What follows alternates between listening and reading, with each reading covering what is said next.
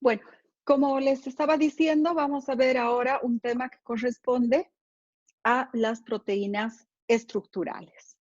Ya habíamos visto un poco acerca de las espectrinas la anterior semana. Habíamos visto que estas espectrinas iban a formar una malla en la pared interna de los eritrocitos y que justamente esta malla de espectrinas, que se encuentra formada por dos cadenas, una cadena alfa o alfa espectrina y una cadena beta o beta espectrina, entonces le iban a conferir, le iban a proporcionar al eritrocito la capacidad de deformarse. En primer lugar, de tener esa forma característica de disco bicóncavo, pero principalmente actúa a nivel de los pequeños capilares sanguíneos, permitiendo que estos eritrocitos se deformen. Cuando existe alteración a nivel de la cadena beta, se produce una modificación en la estructura del eritrocito. Y este eritrocito, en vez de ser un eritrocito con una forma de disco bicóncavo, adopta una forma esferocítica. Es decir, que se va a producir una patología conocida con el nombre de esferocitosis hereditaria. En cambio, si existe una alteración a nivel de la cadena alfa o alfa espectrina, entonces el eritrocito va a adoptar más bien una estructura elíptica y vamos a tener lo que se conoce como eliptocitosis hereditaria. Bueno, eso es con relación a las espectrinas. Ahora vamos a ver un grupo nuevo de proteínas y son lo que se conocen de manera genérica con el nombre de proteínas musculares.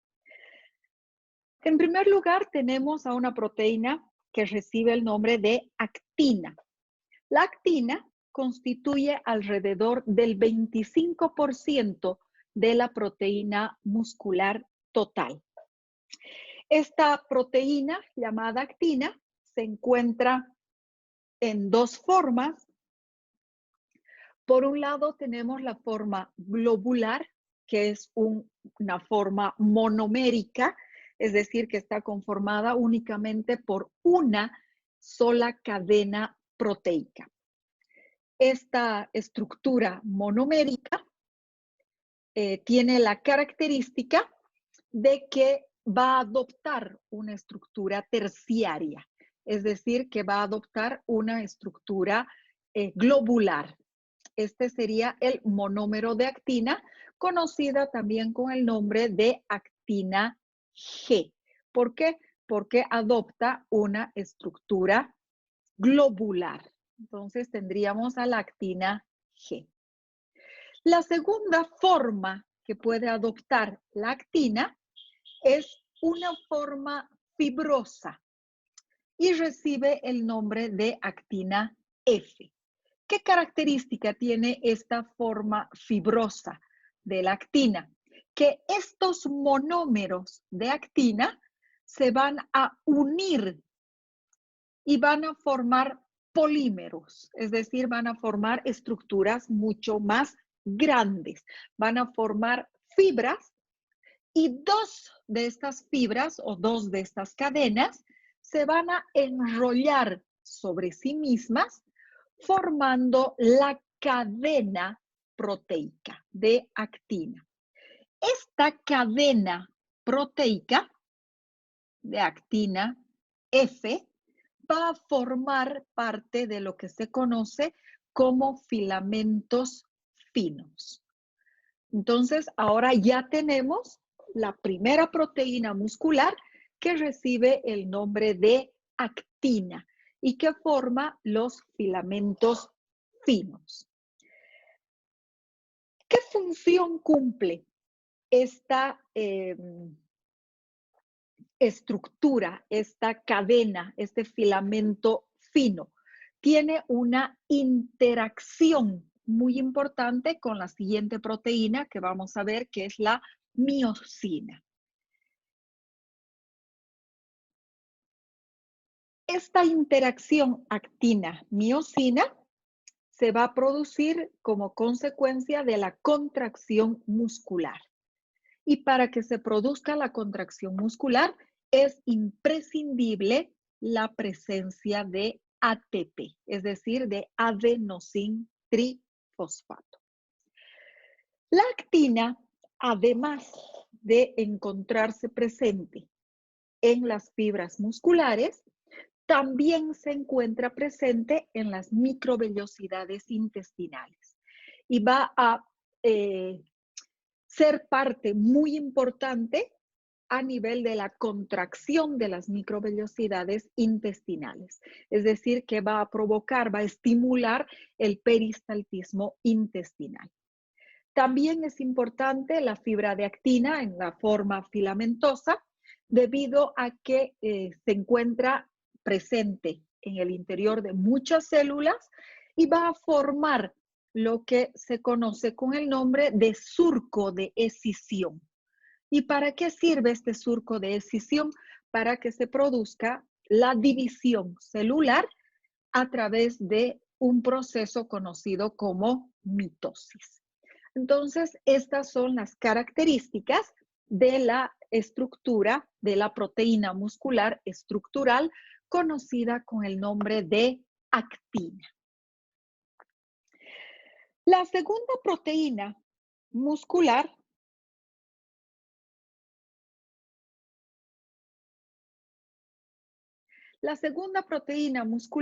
recibe el nombre de miosina. La miosina constituye el 55% aproximadamente de la proteína muscular. Se encuentra conformada por 6 cadenas proteicas, es decir, que estaríamos hablando de un hexámero asimétrico. Estas 6 cadenas están conformadas de manera ya más específica, 2 cadenas pesadas y 4 cadenas ligeras que van a formar la molécula de miosina. Entonces, aquí nosotros tenemos la molécula de miosina. ¿Cómo se unen estas moléculas? Las 2 cadenas pesadas se unen sobre sí mismas en forma de una hélice alfa. Y a estas cadenas pesadas se van a unir 2 cadenas ligeras a cada una de las cadenas pesadas. Entonces, en realidad, lo que nosotros tendríamos, la molécula de miosina, es una molécula hexamérica, asimétrica, por eso les decía, formada por 6 cadenas proteicas. 2 cadenas pesadas que van a formar una estructura que recibe el nombre de cola y 4 cadenas ligeras que van a formar la estructura conocida como cabeza. En esta región en la que se une la cabeza y la cola, es decir, la región en la que se une la cadena pesada y la cadena ligera, se encuentra una región en bisagra que va a permitir que esta cabecita pueda tener movimientos de tipo oscilatorio. Entonces, esta cabecita va a ser capaz de moverse y este movimiento va a producir justamente el estado de contracción y el estado de relajación muscular. ¿Cuándo? Cuando se produzca el movimiento, la contracción muscular. Eso vamos a ver enseguida.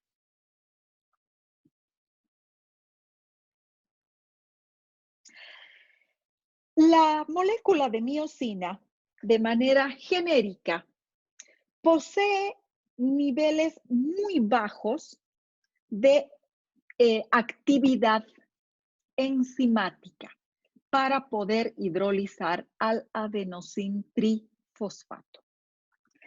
Para que pueda romperse o hidrolizarse el ATP, es necesario la intervención de una proteína especial que recibe el nombre de ATPasa. Es decir, que la molécula de miosina tiene muy poca afinidad por la ATPasa. Pero esta actividad va a aumentar cuando se produzca la unión de la miosina con la molécula de actina y se forme un complejo que se lo conoce con el nombre de complejo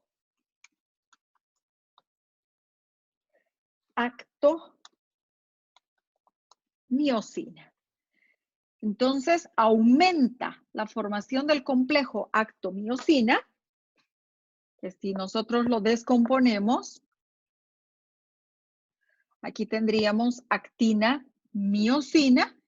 Entonces, este complejo, por la unión de la actina y la miosina, aumenta la actividad de la enzima ATPasa. Y este complejo se forma cuando el músculo se encuentra en el estado contraído, de contracción muscular. Otras proteínas importantes son las tropomiosinas y las troponinas.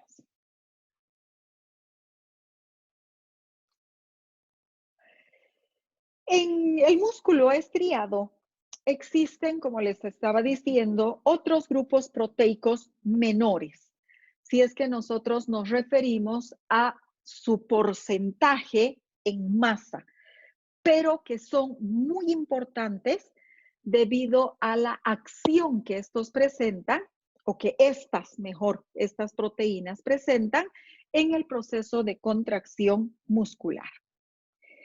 Es así, por ejemplo, que tenemos a la tropomiosina. La tropomiosina es una molécula fibrosa, también estructural, constituida por dos cadenas, una cadena alfa y una cadena beta. Si nosotros acercamos un poco la imagen, aquí podemos ver la estructura de la tropomiosina. Entonces tenemos una cadena que se encuentra en un color más claro, que podría ser la cadena alfa, y una cadena de color más oscuro, que podría ser la cadena beta. Estas cadenas se entrelazan, se enrollan sobre sí mismas para formar una estructura en alfa hélice. Esta cadena de tropomiosina tiene la característica de unirse a la actina de manera fisiológica a nivel del surco que forman los filamentos de la actina fibrosa. Entonces, si nosotros recordamos y nos vamos a la imagen de la actina, vemos que está formada por dos polímeros que se enroscan sobre sí mismos en forma de una hélice, pero siempre van a dejar libre un surco. Y es justamente en este surco donde se une la tropomiosina. Esta estructura, esta unión de la tropomiosina a la actina F, se da lugar en todas las estructuras musculares.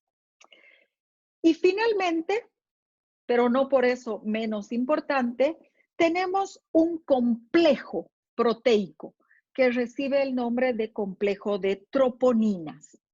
El complejo de troponinas se encuentra formado o es denominado así debido a que está constituido por 3 polipéptidos. Este complejo es único para el músculo estriado y está formado, vuelvo a repetir, por 3 polipéptidos. Y cada uno de estos polipéptidos recibe un nombre especial. Tenemos, por ejemplo, a la proteína o a la proteína, ¿sí? Conocida con el nombre de troponina T. ¿Qué característica tiene esta troponina T? La troponina T es aquella troponina que se va a unir a la tropomiosina. Entonces tiene un lugar de unión, ¿sí? De ahí viene T, porque se une a la tropomiosina. Pero además de unirse, esta sería la troponina T, a la tropomiosina, se va a unir a la otra troponina. Entonces tiene 2 funciones. ¿Cuál sería esta segunda troponina? La segunda troponina recibe el nombre de troponina I. Es una troponina inhibitoria, de ahí el nombre de I. Esta troponina inhibe la interacción, la unión de la fibra de actina F a la miosina. Entonces es muy importante, inhibe, evita que la miosina, que la cabecita de miosina, se una a la actina fibrosa. Y por último, tenemos la troponina C. Ah, me olvidaba que la troponina I además se une a las otras 2 troponinas. La troponina C recibe ese nombre debido a que es una troponina que se va a unir al calcio. De ahí proviene el nombre de troponina C, debido a que ésta se une al calcio. Es una estructura que presenta una conformación tanto estructural como funcional muy parecido a otra molécula que se encuentra en el resto de las células y que recibe el nombre de calmodulina. Si nosotros descomponemos esta palabra,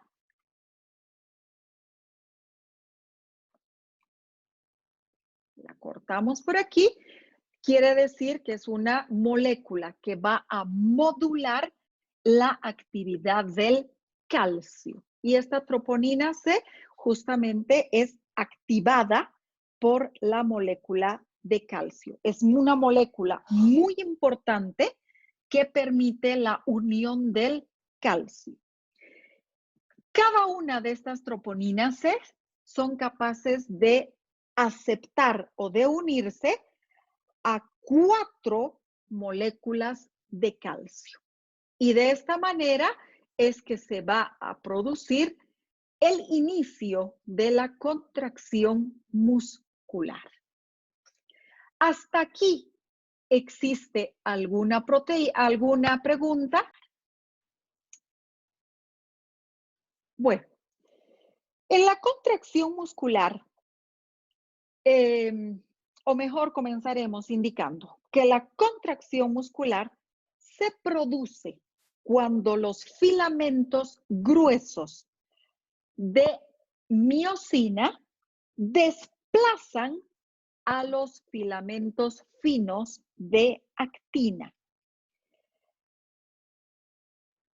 Como si nosotros estuviéramos subiendo a través de una cuerda. Entonces, si nosotros asemejamos a una escalada a través de una cuerda, el filamento fino de actina, actina fibrosa, actina F, sería la cuerda y las cabecitas de miosina serían las manos. Entonces, ¿cómo vamos a poder subir a través de esa cuerda? Agarrándonos primero con una mano, tratando de elevar nuestro cuerpo y luego suspendemos la segunda mano elevamos nuestro cuerpo y ponemos la siguiente mano arriba. Entonces, estas manos, ¿sí? Que podrían ser, como les decía, semejantes a las cabecitas de miosina, tienen en la cadena de actina unos receptores, unos sitios de unión.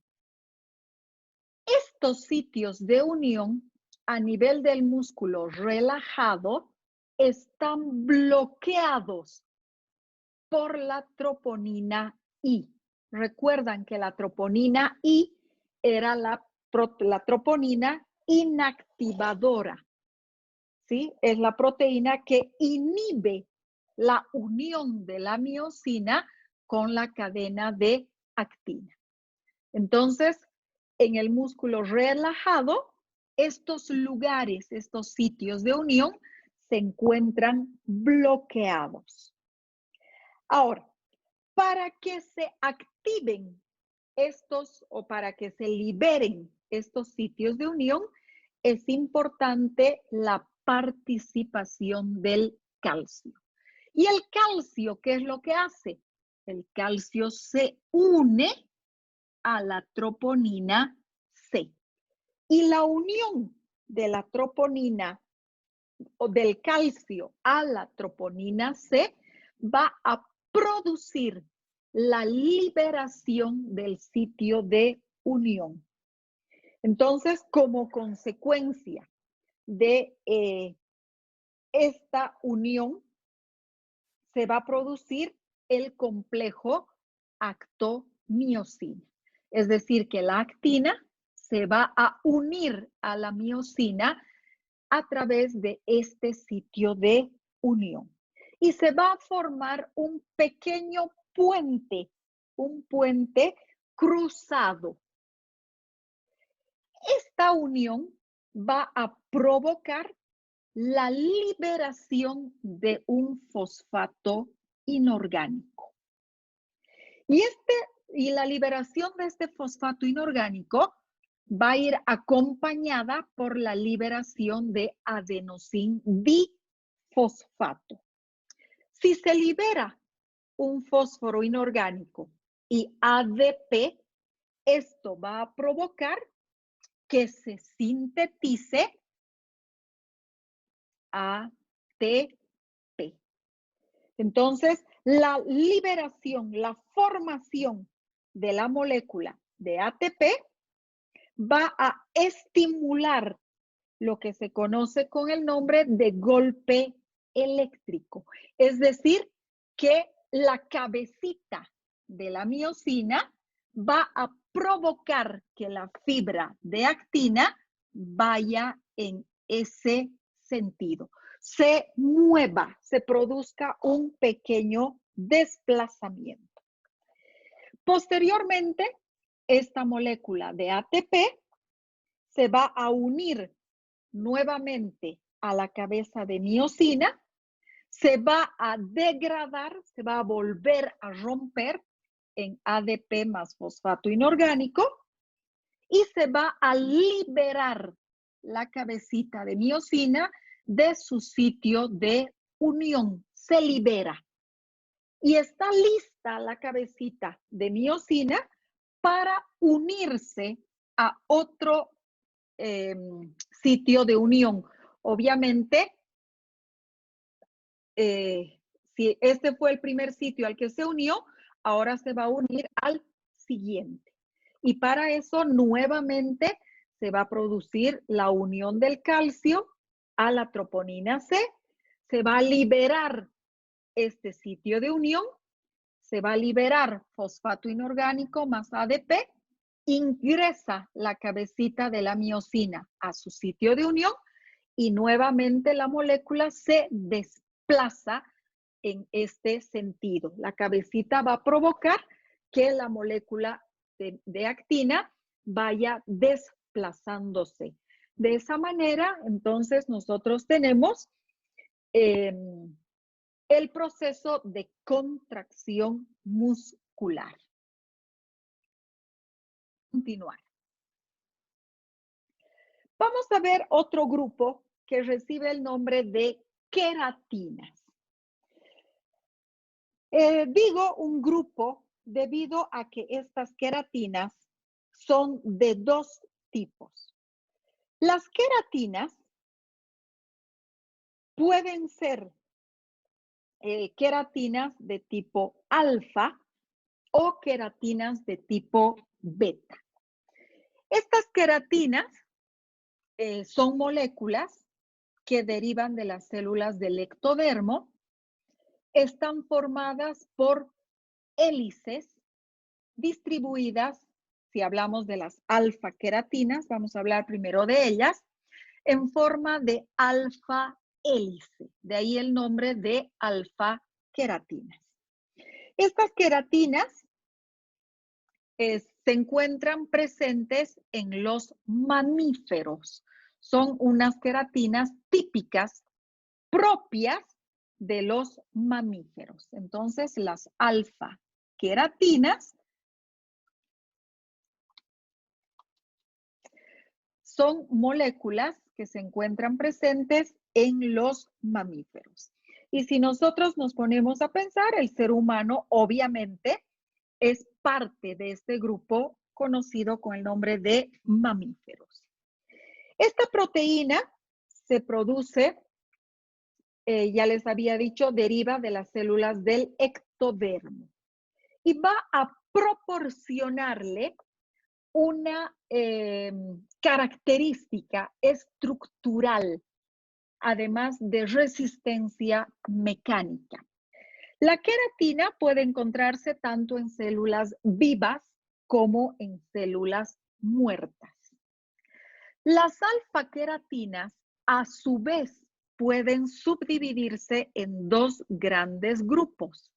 Y tenemos a las alfa-queratinas ricas en cisteína, contienen un 22% de cisteína, de ese aminoácido llamado cisteína, y que esta cisteína a nivel de su cadena lateral presenta azufre. Entonces, esta cisteína, esta gran cantidad de cisteína va a provocar que se forme una gran cantidad de puentes disulfuro.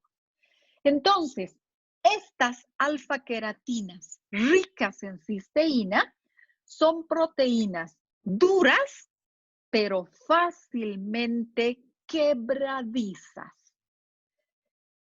Ejemplo, ¿dónde nosotros tenemos alfa-queratinas? Los seres humanos tenemos alfa-queratinas a nivel de las uñas. Entonces, en las uñas nosotros tenemos alfa-queratinas. Ustedes saben que las uñas son células muertas, van a formar parte del citoesqueleto, pero estas uñas, ¿sí? Sobre todo en las mujeres que nos gusta tener las uñas largas, a veces, o sea, son estructuras duras, pero si nosotros,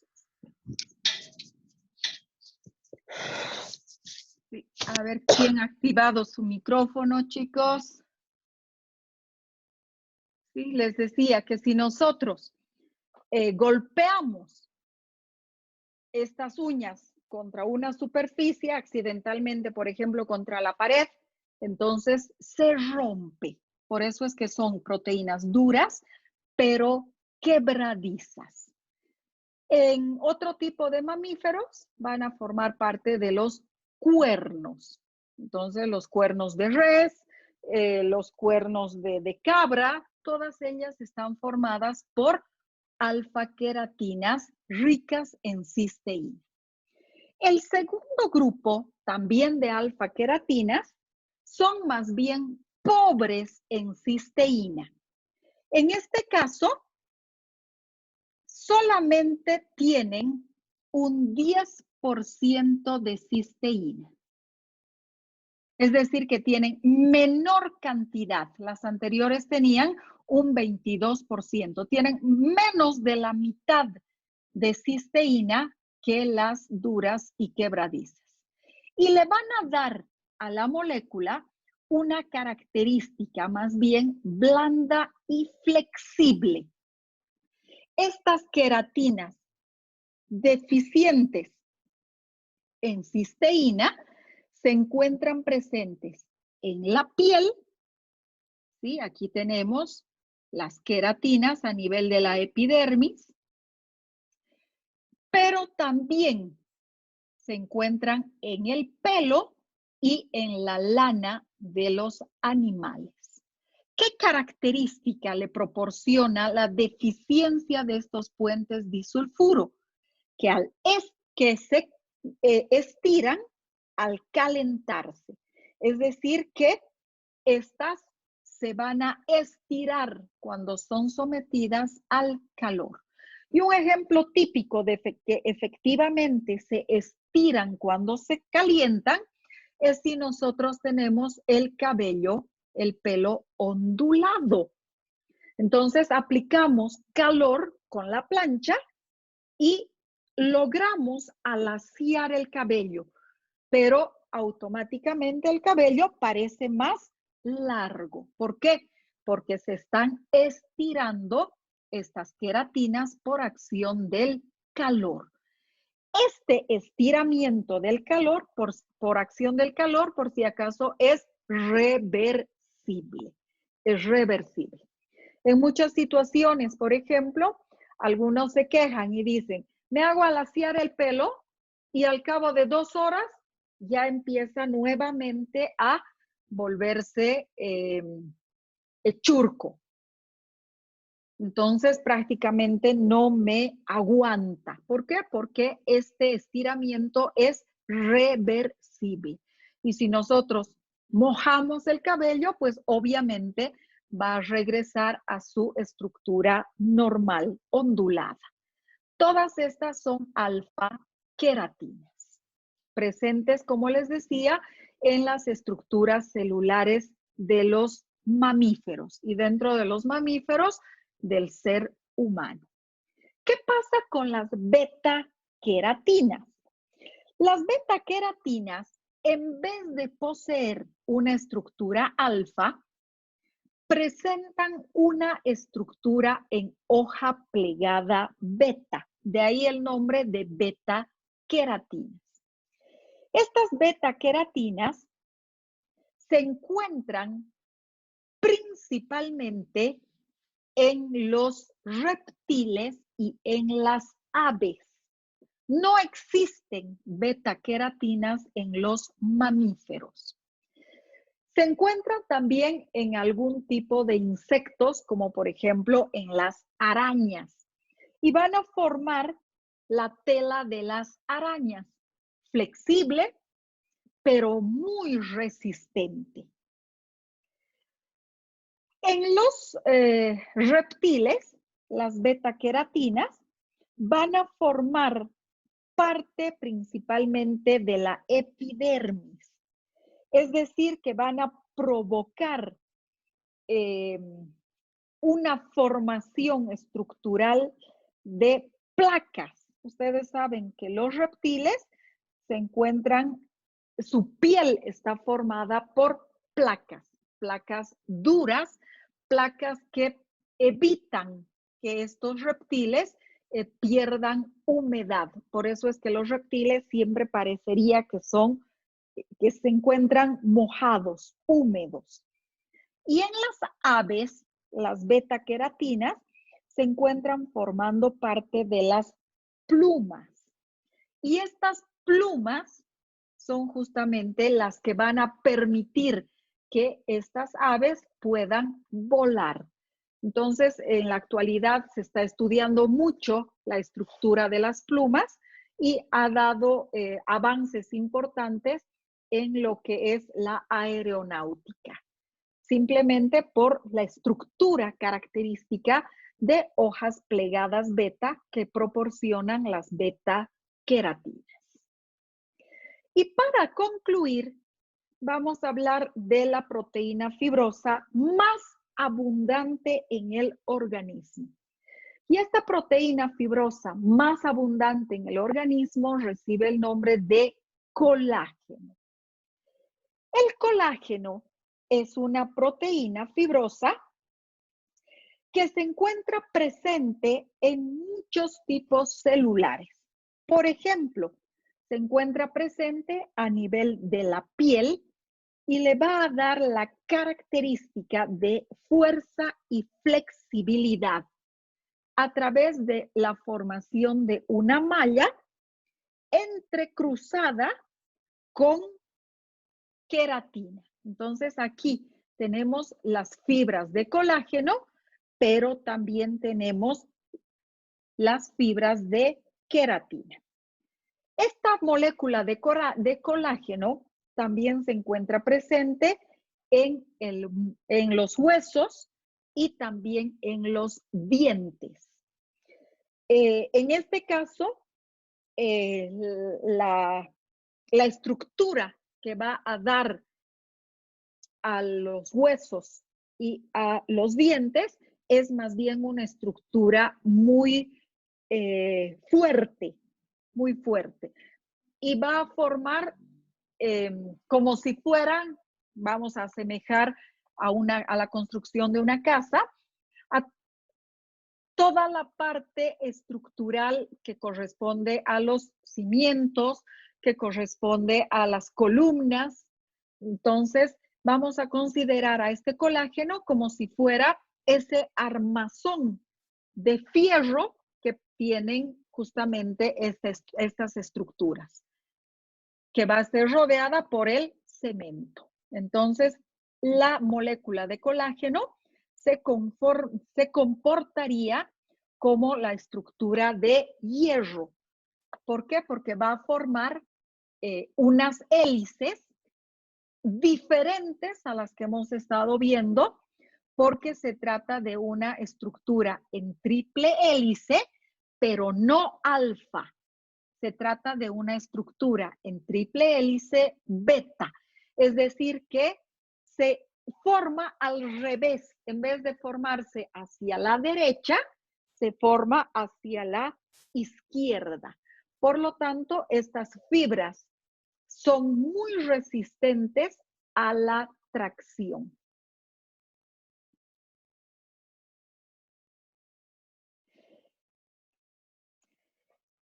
El colágeno se sintetiza a través de una molécula precursora que es mucho más grande y que recibe el nombre de procolágeno. Entonces tenemos una estructura precursora que recibe el nombre de procolágeno. Y para que se produzca la maduración del procolágeno a colágeno, es indispensable la presencia de una molécula que se conoce con el nombre de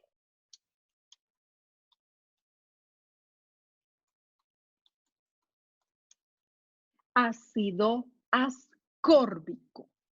¿Alguien conoce qué otro nombre se le da al ácido ascórbico? La vitamina C, doctora. Correcto. Entonces, necesariamente debe estar presente para que el procolágeno se convierta en colágeno, debe estar presente el ácido ascórbico o vitamina C. Entonces, esta conversión, esta maduración del colágeno es dependiente de vitamina C. Algo muy importante que nos hemos olvidado el indicar es que la vida media del colágeno varía desde varias semanas hasta varios años. Es decir, que el colágeno puede, vamos a ver que la vida media es el tiempo en el que la mitad del colágeno, la mitad de una proteína, ¿sí?, es reemplazada por proteína nueva. Entonces, esta proteína llamada colágeno puede ser reemplazada en varios años. Por eso es que cuando un paciente tiene una deficiencia de vitamina C, no se tiene en la actualidad muchas alteraciones. Ya prácticamente ustedes saben que la deficiencia de vitamina C produce una enfermedad. ¿Alguien recuerda el nombre de esta enfermedad? Aparte del escorbuto, doctora. No, esa, exactamente. La deficiencia de vitamina C produce una enfermedad que recibe el nombre de escorbuto, el escorbuto. Entonces, ustedes saben cuál es la sintomatología típica de este escorbuto. ¿Alguien recuerda?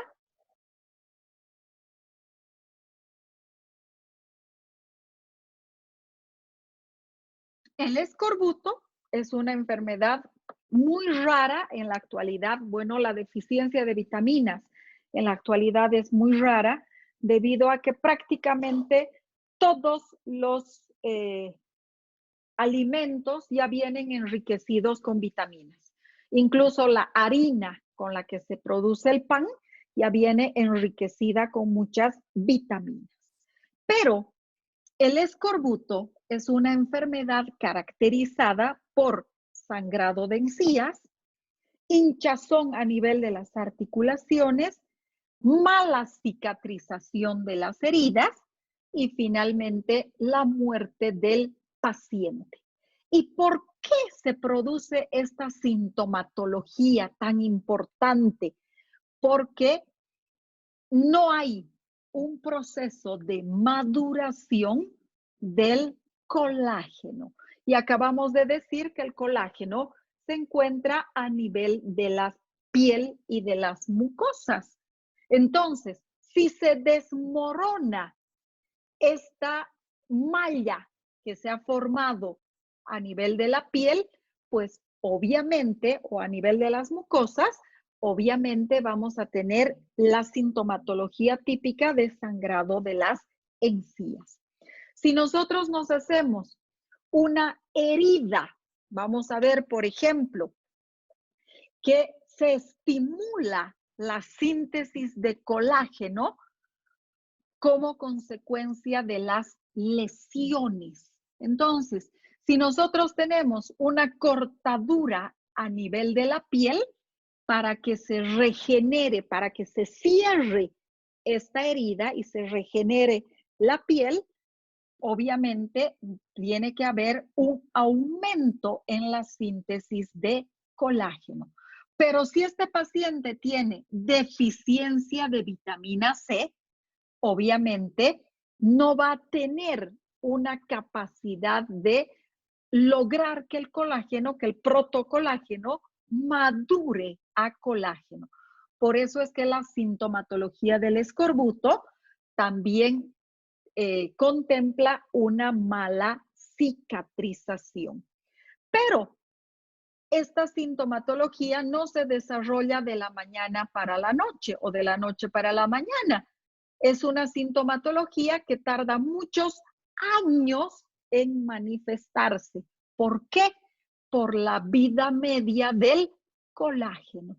El colágeno tiene una vida media desde semanas hasta varios años. Entonces, la sintomatología del escorbuto podría recién aparecer después de 2, 3, 4 años de deficiencia de vitamina C. Esta otra situación, por ejemplo, es como consecuencia de trastornos genéticos, ¿sí? También puede provocar no solamente trastornos adquiridos, sino también trastornos genéticos, pueden provocar una disminución, una alteración a nivel de las concentraciones de colágeno. Y la mayor parte de las enfermedades genéticas por disminución en la concentración de colágeno van a formar o van a constituir un grupo grande de patologías caracterizadas, vamos a escribirlas, este grupo de patologías. El escorbuto sería una patología adquirida. ¿Por qué? Por un deficiente consumo de vitamina C. En cambio, en el caso de las patologías genéticas, tendríamos un gran grupo de patologías que reciben el nombre genérico de enfermedades por osteogénesis imperfecta. Entonces, aquí tenemos las enfermedades. Vamos a ponerla en 2 líneas, ¿sí? Para que entre enfermedades genéticas, estas son genéticas, caracterizadas por osteogénesis imperfecta. ¿Qué quiere decir osteogénesis imperfecta? ¿Quién me podría explicar qué significa osteogénesis imperfecta?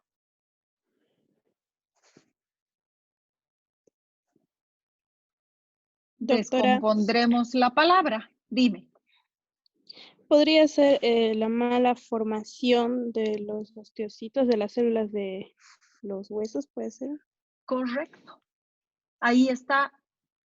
Si ustedes descomponen la palabra osteogénesis, génesis es formación y osteo es de osteocitos, de hueso. Entonces, esta enfermedad genética se caracteriza por un mal desarrollo del hueso. ¿Y qué es lo que vamos a tener como consecuencia de esta osteogénesis imperfecta? ¿Cómo van a ser los huesos? Frágiles, doctora. Correcto. Los huesos van a ser frágiles. Entonces pueden haber, como les decía, enfermedades del colágeno adquiridas. Simplemente un ejemplo es el escorbuto. ¿Por qué? Porque el procolágeno necesita de vitamina C para poder madurar. Entonces, si no tenemos vitamina C porque no la ingerimos, vamos a tener una alteración como el escorbuto, que es una enfermedad adquirida. Pero también pueden haber enfermedades del colágeno genéticas y estas van a provocar una osteogénesis imperfecta. Entonces, es importante que ustedes sepan eso. Y por último, habíamos indicado que la síntesis de colágeno está estimulada por las lesiones. Entonces, cuando nosotros nos hacemos una cortadura, ¿sí? Esta puede infectarse. Por ejemplo, en la tierra hay bacterias que se las conoce como bacterias del género Clostridium. Y este género Clostridium va a estimular la síntesis exagerada, aumentada de colágeno. Entonces se va a producir un depósito de colágeno a nivel de la lesión, lo que va a provocar que se forme un absceso. Entonces, estas bacterias del género Clostridium, como van a ver en bacteriología, son muy propensas a producir, a desencadenar abscesos. ¿Ya saben por qué? Porque Clostridium estimula la síntesis de colágeno y este colágeno se deposita en forma de abscesos. Bueno, y para terminar por hoy, tendríamos lo correspondiente a la actualidad. ¿Qué sucede actualmente? Actualmente, el colágeno es muy utilizado en cierta rama de la medicina que recibe el nombre de estética.